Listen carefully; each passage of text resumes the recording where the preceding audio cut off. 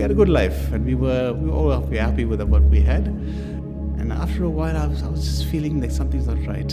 And then I went and met the lung specialist. He says, "I got some bad news for you." And he said to me, "It looks like stage 4 cancer." And I asked, "What's the prognosis? You know, what's going to happen? It'll be 4 months." I said, "What?"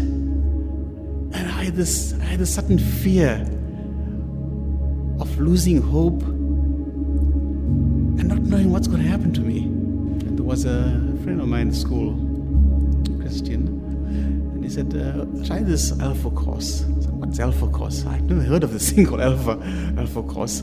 As soon as I walked through the door, there was such an atmosphere of kindness, compassion. People were smiling, shaking your hands, hugging you, and said, "Welcome, welcome."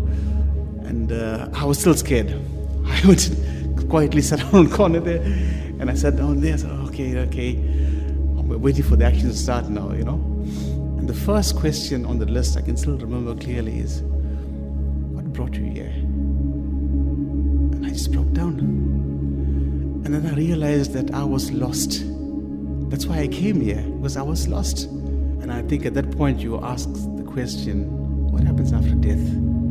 But now I'm free to do what I need to do in life without even worrying about death, because I know that being on earth is just the beginning.